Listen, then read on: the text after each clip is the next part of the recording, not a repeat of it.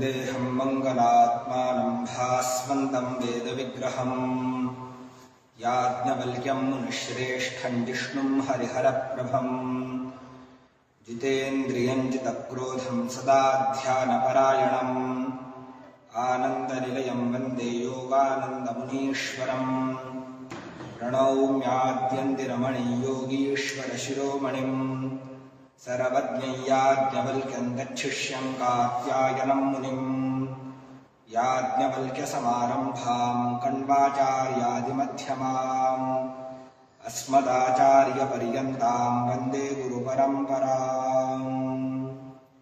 गुरुर्ब्रह्मा गुरुर्विष्णुः गुरुर्देवो महेश्वरः गुरुः साक्षात् परब्रह्म तस्मै श्रीगुरवे नमः।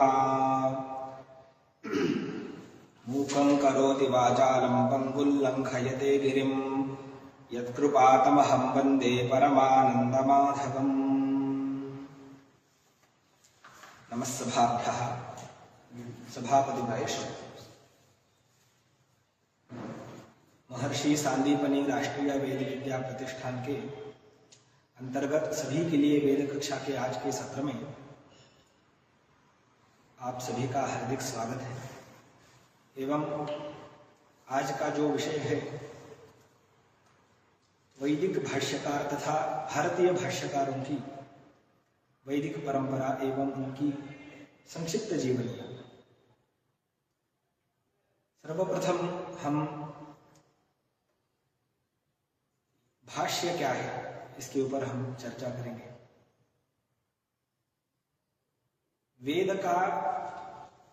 वेद प्रत्येक काल से आया है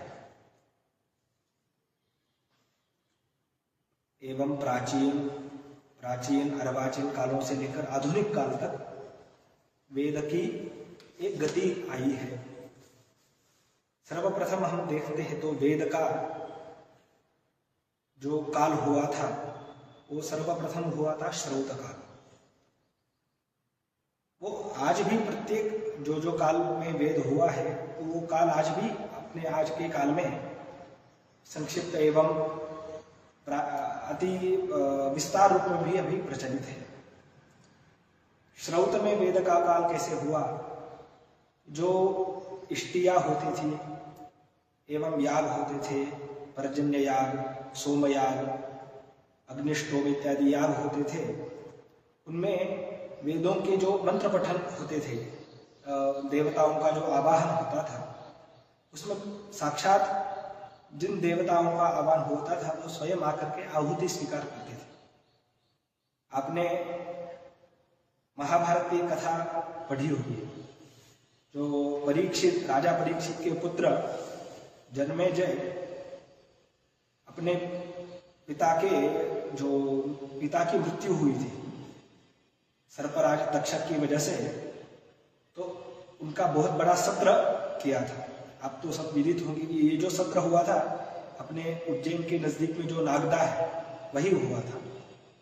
तो उस सत्र में उन्होंने साक्षात तक्षक की बलि का जो सत्र निर्माण किया था या सत्र का जो उन्होंने सत्र प्रारंभ किया था, तो उसमें साक्षात तक्षक की आहुति ही वहां मुख्य प्रधान थी।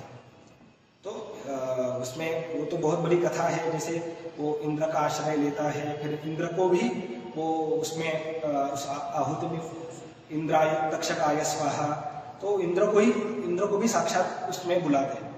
तब वो जो वेद का काल होता था वो मुख्यतः श्रौत का काल होता था। उसमें जो वेद प्रचलित था, जो यागों में, इष्टियों में, उनका बहुत विस्तार हुआ था। उसके पश्चात आया है वेद का भाष्य काल। तो वेद का जो भाष्य है ये पौरुषेय है, ये कोई अपौरुषेय नहीं है। तो जो श्रौत काल में भी वेद का अर्थ कैसे हम जानते थे, तो वेद का अर्थ जानने के लिए तो सबसे पहले षडंगों का अध्ययन किया जाता है, जो छंद, निरुक्त, व्याकरण, ज्योतिष, कल्प एवं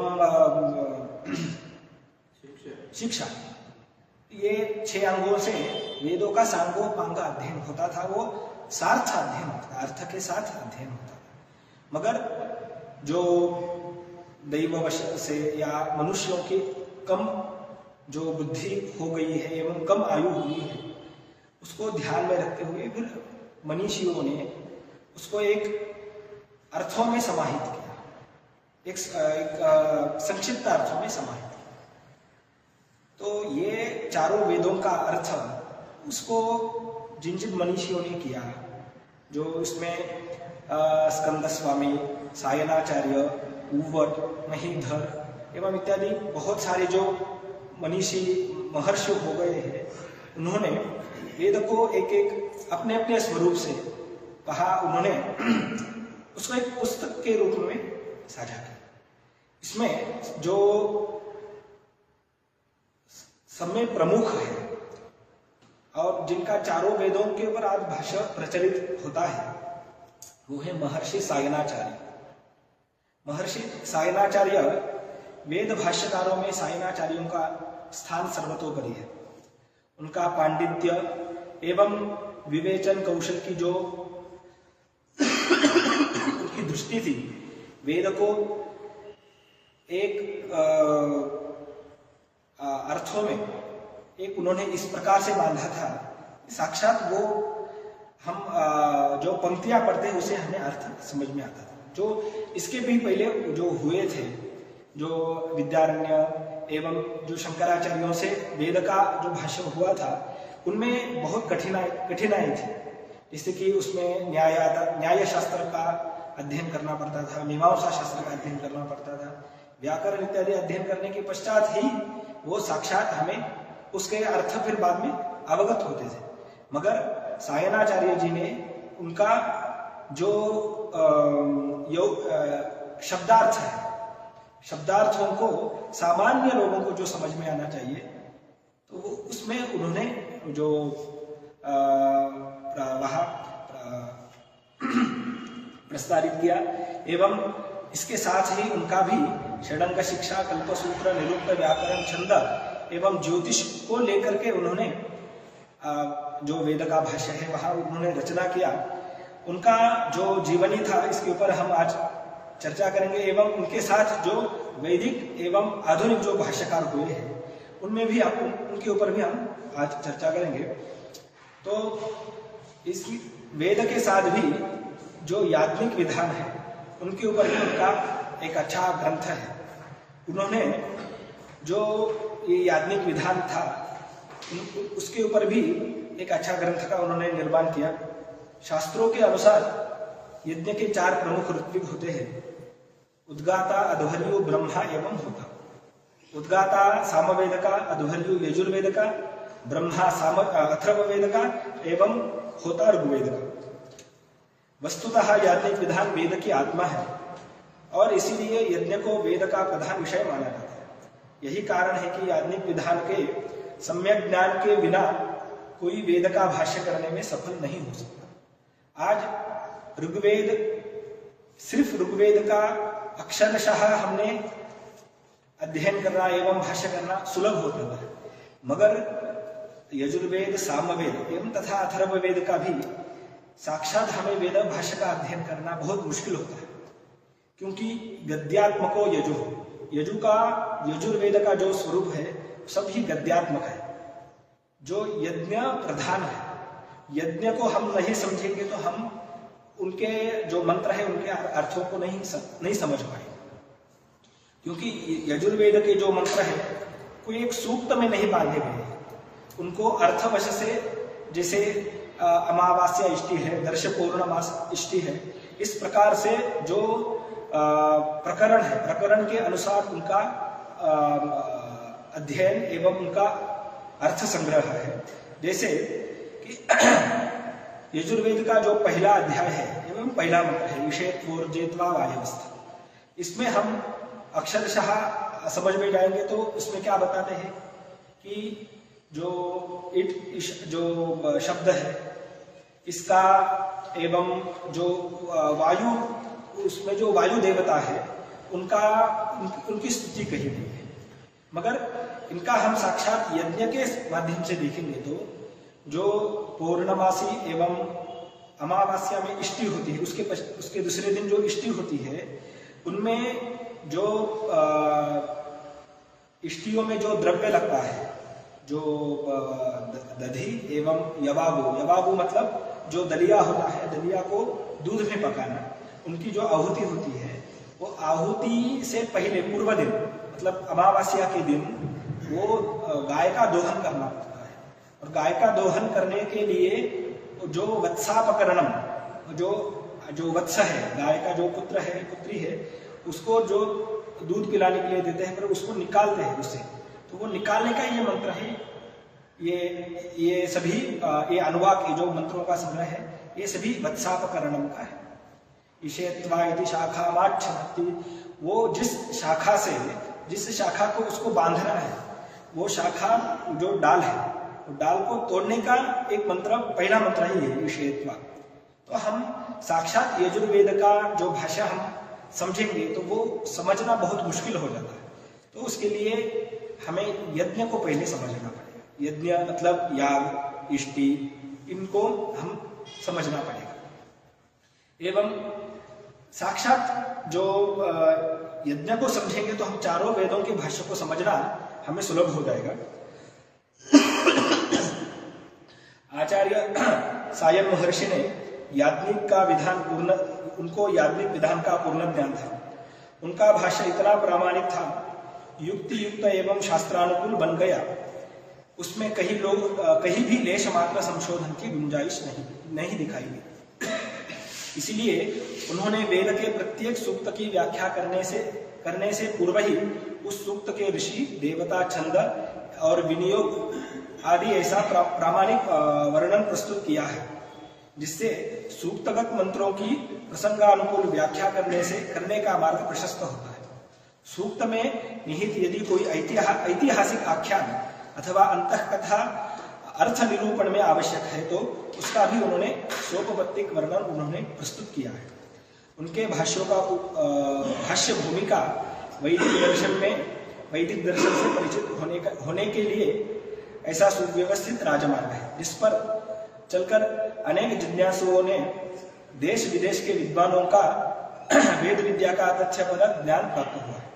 इसी कारण प्रसिद्ध पाश्चात्य विद्वान मैक्स मूलर ने आचार्य सायन को वेदार्थ का ज्ञान प्राप्त करने के लिए अंधे की लकड़ी बनाया है कि जो सायन का जो भाष्य पढ़ते हैं, तो उन्होंने मैक्स मूलर ने उनको ऐसी उपमा दी थी कि ये अंधे की लकड़ी है, इनमें उनका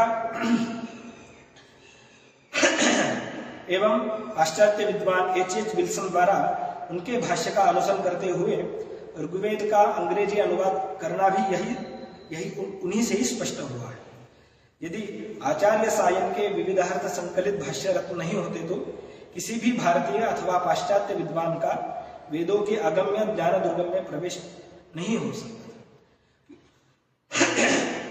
उन्होंने जो वेद का भाष्य इतने सरल से उनकी रचना की, जिसे पाश्चात्य विद्वान भी जो संस्कृत एवं जो अपनी वेद की जो भाषा थी उससे अनभिज्ञ थे, वो भी इतने सरल ये आचार्य सायन जी के भाष्य थे, उसमें उन्होंने पाश्चात्य विद्वान भी अपना उसमें योगदान दे पाए।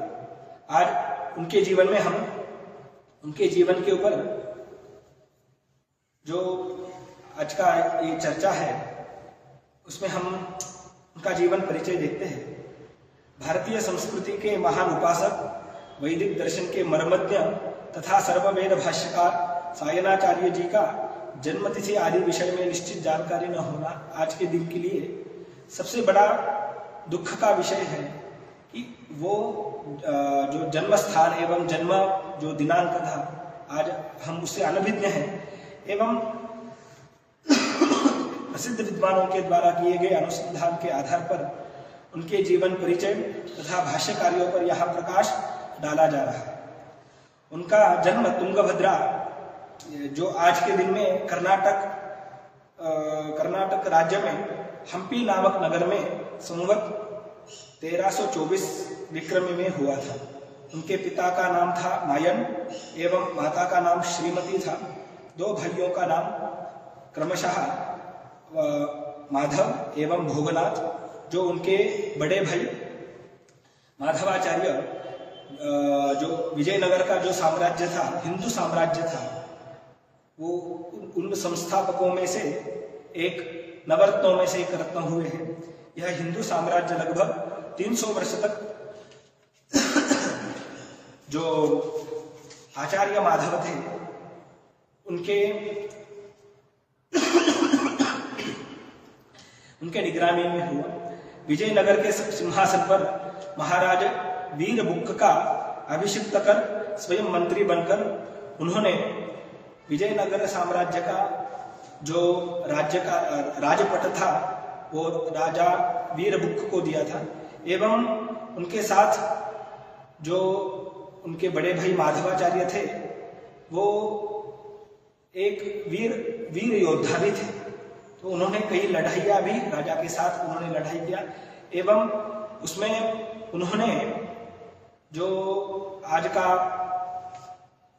महान भाष्य है सर्वदर्शन संग्रह, पराशर माधव एवं जो शक्ति उपासना, देवी उपासना करते हैं, उनमें जो सर्वोच्च ग्रंथ है पंचदशी, अनुभूति प्रकाश तथा शंकर दिग्विजय आदि ग्रंथ के स्वयं माधवाचार्य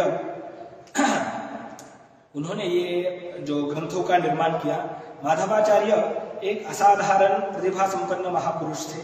आचार्य सायन के छोटे भाई भी प्रसिद्ध विद्वान थे। उन्होंने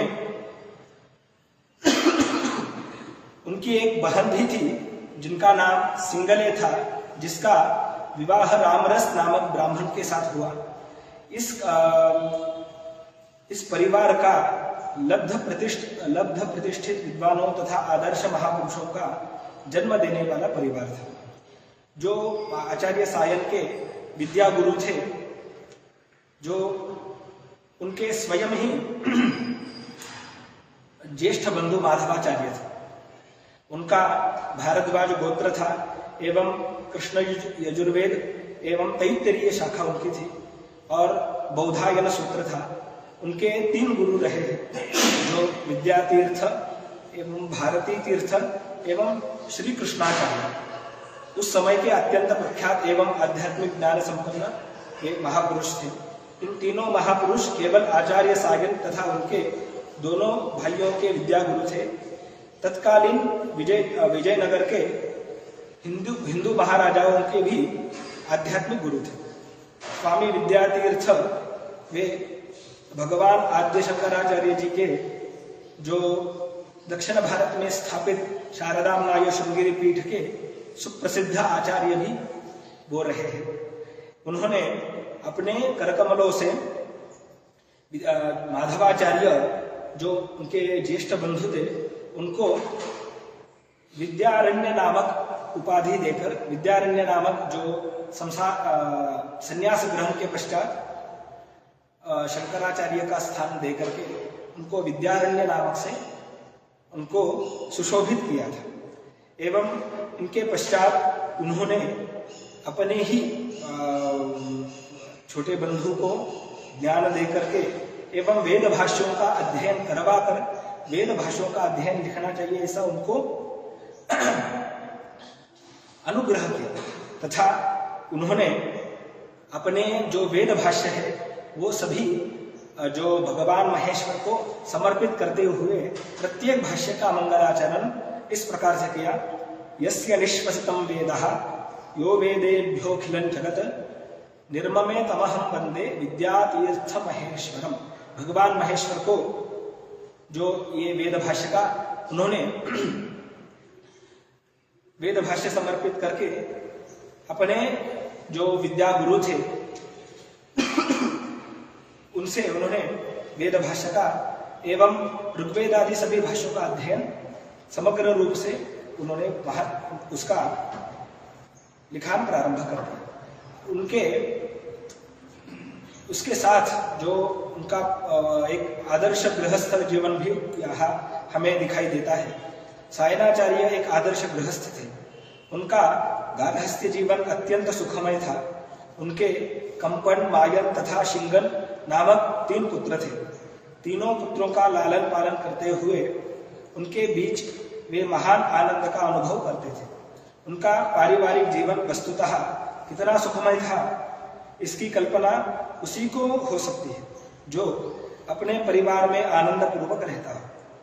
घर के बाहर मंत्री के महत्वपूर्ण एवं दायित्वपूर्ण कार्यों में व्यस्त रहना, घर आते ही अपने पुत्रों को प्रेममय आलाप एवं पठन पाठन को सुनकर प्रसन्न होने का सौभाग्य विरले व्यक्ति को ही प्राप्त होता है। वह अपने पुत्रों को संगीत शास्त्र, काव्य रचना एवं वेद पाठ में दक्षता प्राप्त करने की शिक्षा देते थे। इसी के फलस्वरूप ज्येष्ठ पुत्र कंपन संगीत शास्त्री, मध्यम पुत्र मायर साहित्यकार तथा कनिष्ठ पुत्र शिंगन वैदिक विद्वान हुए। आचार्य सायन अपने वर्ष की आयु में कुशल राज्य के प्रबंधक एवं मंत्री के रूप में हमारे सामने आते हैं। विक्रम संवत 1403 में जो हरिहर के अनुज कंपन राजा के मंत्री बने और 9 वर्ष तक उन्होंने बड़ी कुशलता से राज्य का संचालन का कार्य किया। कंपन राजा की मृत्यु होने पर उनका एकमात्र पुत्र संगम अबोध बालक था, अतः उसकी शिक्षा दीक्षा का समस्त भार प्रधानमंत्री पद पर आसीन सायनाचार्य ने जिस तत्परता, लगन तथा ईमानदारी से वहन किया, उसी का यह परिणाम हुआ कि संगम नरेश राजनीति में अत्यंत पटु होकर आदर्श राजा के रूप में विख्यात हुए। उनके शासन काल में प्रजा को सब प्रकार की सुख समृद्धि एवं शांति प्राप्त थी। वस्तुतः इसका श्रेय सायनाचार्य को ही था। वे कुशल मंत्री एवं विद्वान ही नहीं बल्कि अनेक युद्धों में कुशलता पूर्वक युद्ध संचालन कर उन्होंने महान विजयश्री प्राप्त की थी। 48 वर्ष की आयु होने पर उन्होंने लगभग 16 वर्ष विक्रम संवत 1421 से लेकर 1438 तक विजयनगर के प्रसिद्ध हिंदू सम्राट बुक्क को यहाँ मंत्री के उत्तरदायी पद पर रहते हुए शासन प्रबंध का कार्य सुचारू रूप से किया। एवं उनके जो वैदिक ज्ञानलोक दाता थे उनमें भी जो इसी कालावधि में उन्होंने वेद भाष्य का रचना किया, अपना सर्वश्रेष्ठ विश्वविख्यात कार्य किया। उन्होंने वेद भाष्य रचना का महान कार्य अपने आश्रयदाता परम धार्मिक एवं वेदानुरागी महाराज बुक्क की आज्ञा से संपादित कर वैदिक ज्ञान को जो आलोक अपने वेद भाष्यों के रूप में विश्व को प्रदान किया था, वही वैदिक ज्ञान का आलोक आज भी एकमात्र संबल बना हुआ है। बुक्क महाराज के स्वर्गवासी होने पर उनके पुत्र महाराज हरिहर के विक्रमी संवत 1438 से लेकर 1444 तक मंत्री रहे एवं विक्रमी संवत 1444 से लेकर 1444 में 72 वर्ष की आयु में वेद भाष्यों का अमर प्रणेता, प्रतिभाशाली साहित्यकार, राजनीति के धुरंधर विद्वान, शासन प्रबंध के सुयोग्य संचालक, महान दार्शनिक तथा युद्ध भूमि में शत्रुओं को दमन करने वाली वीर शिरोमणि एवं हिंदू साम्राज्य के संस्थापक सुविख्यात मनीषी सायनाचार्य ने धर्म, आध्यात्म, संस्कृति, शिक्षा, दर्शन समाज तथा राजनीति के विभिन्न क्षेत्रों को अपने महान कार्यों से सुसमृद्ध कर अपनी जीवन लीला का संवरण करते हुए वैकुंठवास किया। अहो, कितना महान था उनका पावन जीवन चरित्र। एवं उनके जो अमर साहित्य प्रणयन हुए हैं, उन साहित्य का जो आज हमें अध्ययन करने के लिए मिलते हैं, जो सुभाषित सुधानिधि, प्रायश्चित्त सुधानिधि, अलंकार सुधानिधि, आयुर्वेद सुधानिधि, पुरुषार्थ सुधानिधि एवं यज्ञ तंत्र सुधानिधि, ऐसे महान ग्रंथ वेद भाष्य तथा यज्ञ मीमांसा के ऐसे महान ग्रंथों का आज अध्ययन हमें उन्हीं के कारण आज हमें प्राप्त होता है। एवं तथा जो उन्हीं के साथ जो आज भारतीय जो ये भाष्यकार हुए हैं, उनका भी आज संक्षिप्त जीवनी के ऊपर हम चर्चा करेंगे। जो यजुर्वेद के शुक्ल यजुर्वेद के जो भाष्यकार हुए हैं, जो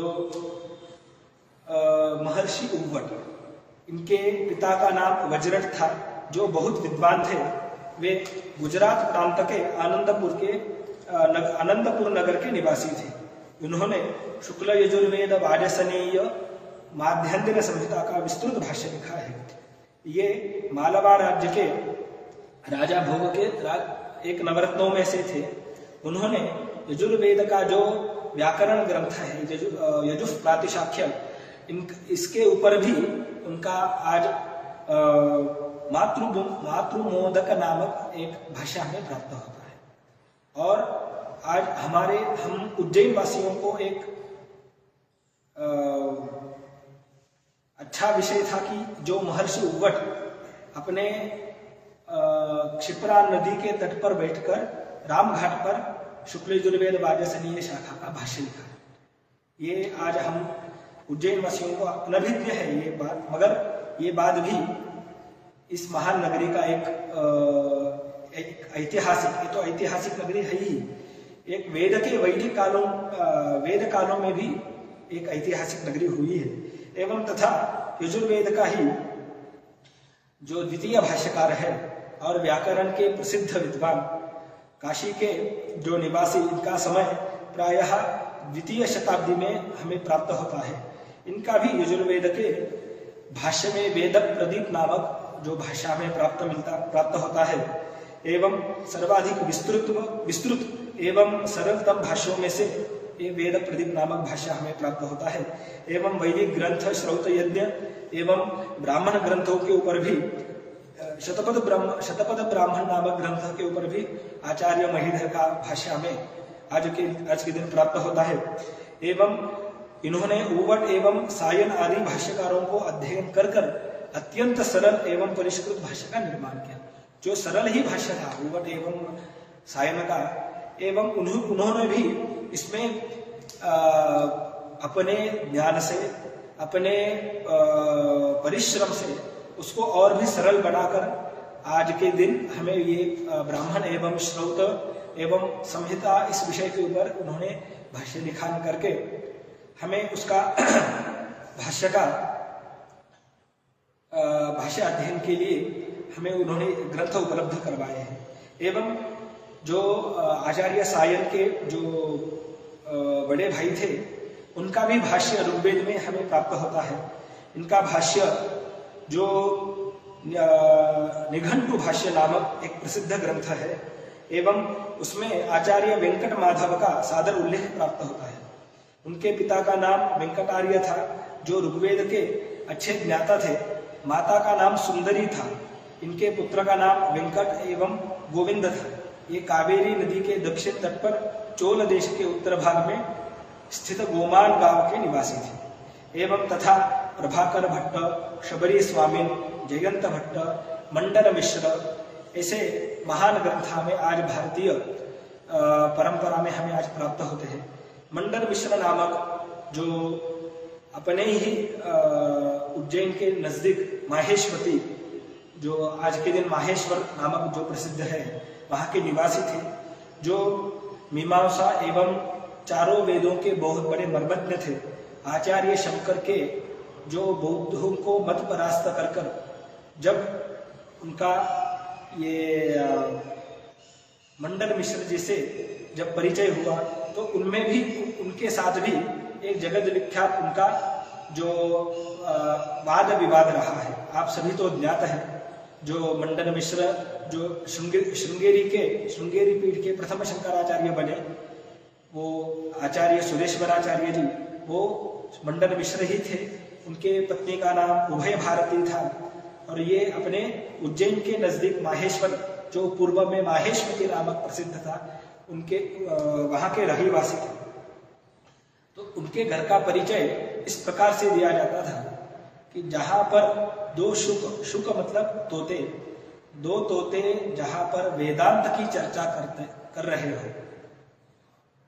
वो घर है आचार्य मंडन मिश्र जी।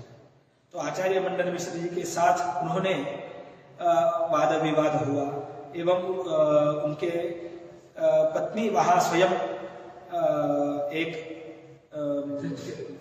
प्रशिक्षक के रूप में, जज के रूप में वहां थे। उन्होंने फिर बाद में उनको परास्त कर करके उन्होंने फिर संन्यास आश्रम, ये हमें कथा प्राप्त होती है। तो उनका भी यजुर्वेद एवं ऋग्वेद आदि बड़े बड़े विषयों के ऊपर आज भाष्य हमें प्राप्त होता है। तथा उन्हीं के साथ जो भागवताचार्य एवं मध्वाचार्य, रामानुजाचार्य के एवं शंकराचार्य, इन आचार्यों का भी भाष्य वेद के साथ जो स्मृति ग्रंथ है उनमें भी हमें प्राप्त होता है। जो भारतीय परंपरा में जो वेदांत के महान 3 ग्रंथ है, प्रस्थानत्रयी नामक हमें प्राप्त होते हैं, जो भगवद गीता, ब्रह्मसूत्र भाष्य एवं दशोपनिषद। दशोपनिषद में भी जो बृहदारण्यक है, इनमें इनके ऊपर इन तीनों का अपने अपने मत से भाष्य है। जैसे अद्वैत मत से आचार्य शंकर जी का है, द्वैत मत से आचार्य मध्वाचार्य जी का है, एवं विशिष्टाद्वैत मत से रामानुजाचार्य जी का हमें इन तीनों प्रस्थानत्रयी के ऊपर भाष्य हमें प्राप्त होता है। एवं उसी के साथ जो आधुनिक भाष्यकार है, जो ब्रह्मसूत्र का जो टीका लिखे हैं पंडित प्रवर वाचस्पति मिश्र जी, इनके ऊपर आज थोड़ा हम उनके जीवन की पर थोड़ा हम दृष्टांत डालेंगे। जो वेदव्यास महर्षि विरचित ब्रह्मसूत्र है, उनके ऊपर उन्होंने टीका लिखी थी। पूर्व काल में 17-18 आयु होने के पश्चात ही विवाह होता था, तो उन्हीं का उसी उम्र में विवाह हुआ था। विवाह के पश्चात तो वो अपने टीका एवं भाष्य लिखने में इतने व्यस्त हुए थे, तो वो दिन बीत गए, मास बीत गए, साल बीत गए, उनका टीका चलता ही रहा। मेरा जो हिंदी है वो इतना जो लालित्यपूर्ण एवं नहीं है, मैं आशा करता हूं कि आप समझ रहे होंगे। मगर जो मेरा जो कथन है, कथन का जो माध्यम है कि आज के दिन जो अपने कार्य में इतना मग्न कैसे होते थे कि जो अपना विवाह ही हुआ है उनको ज्ञान नहीं। तो एक दिन जो भाष्य लिखते लिखते जो भाष्य का अध्ययन लिखान जब संपूर्ण हुआ, तब जो उनके नजदीक में जो दीपक था, दीपक में जो तेल था, जो उसकी जो वर्तिका थी, जो बत्ती थी, जब कम होती गई, तब उनकी पत्नी आकर के उसको जब प्रज्वलित फिर से करने गई तो उनका ध्यान वहां गया। तो वो आश्चर्य से पूछते, आप कौन है? देवी आप कौन है? देवी आप कौन है? तो इतनी ही बहुत सम्मान पूर्वक और विनम्रता से कहते हैं, स्वामी आप मेरे पति हैं और गत कितने सालों से मैं आपकी सेवा कर रही हूँ, और जो अपने आप इन महान कार्यों में आप व्यस्त थे, इसीलिए मैं आपको आपकी सेवा करती रही और आपको मैं उसमें डिस्टर्ब ना करूं। ऐसा एक महान जो विचार उन दिनों हमारे महिलाओं में भी था। तो उन्होंने उनकी सेवा करके तो जो वो महान ग्रंथ के लिए उनको समय दिया, एवं अपना कुछ भी वहाँ गृहस्थ धर्म का एवं पति धर्म का वहाँ कुछ भी आशा न करते हुए उन्होंने निरंतर अविरत अपनी पति की सेवा की। उस पत्नी की सेवा करते हुए, पत्नी की सेवा के ऊपर अति प्रसन्न होकर जो वाचस्पति मिश्रा जी, पंडित वाचस्पति मिश्रा जी द्वारा जो टीका लिखी गई है ब्रह्मसूत्र के ऊपर, उस टीका का नाम उन्होंने अपने पत्नी का दिया, भामती टीका। उनका पत्नी का नाम सुश्री भामती था। जो आज के दिन जो ये ऐसी चर्चाएं मिलती है कि जो महिलाओं को वेद का अध्ययन करने के लिए एवं जो वैदिक अध्ययन करने के लिए अनुमति नहीं थी, तो ये सरासर ऐसा ही नहीं था जी। वाचस्पति जी का एक ऐसा उल्लेख भी आता है कि जब वो किसी कार्य से भाग गए थे जी, तो बीच में ईश्वर खुद प्रकट होके कुछ लाइन लिख के चले गए उनके ग्रंथ में जी। तो ये एक पत्नी फिर कहती है, अभी तो आप यही थे, मैंने कहा मैं तो यहाँ नहीं था जी, ईश्वर खुद आ गए।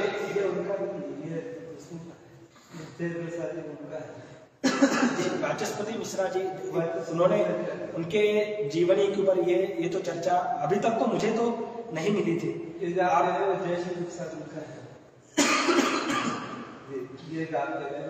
दूसरों का वो अलग जी। जो उन्होंने जगन्नाथ, भगवान जगन्नाथ के ऊपर जो लिखा है उनका है गीत गोविंद वाले उनकी जयदेव जी, उनके ऊपर ये हमें कथा वहां प्राप्त होती है। तो उन्होंने तो आज हमारे सिर्फ पुरुष ही भाष्यकार नहीं रहे, तो उसी के साथ जो ब्रह्मवादिनी महर्षि याज्ञवल्क्य जी की पत्नी ब्रह्मवादिनी मैत्रेयी एवं महर्षि वाचस्पति जी की पुत्री महर्षि सुश्री गार्गी इत्यादि जो महिलाएं भी वहाँ विदुषी हमें प्राप्त होते हैं, उनका भी भाष्य हमें आज प्राप्त होता है। एवं जो वाचस्पति मिश्रा जी थे तो उनका भामती टीका के साथ द्वादश दर्शन, कानन पंचानन एवं इत्यादि जो हमें ग्रंथ आज विविध टीकाओं में हमें प्राप्त होते हैं। इतिहास के अनुसार जो शंकर भाष्य की व्याख्या का नाम हो गया है, वेदांत ग्रंथों में सर्वाधिक प्रसिद्ध है।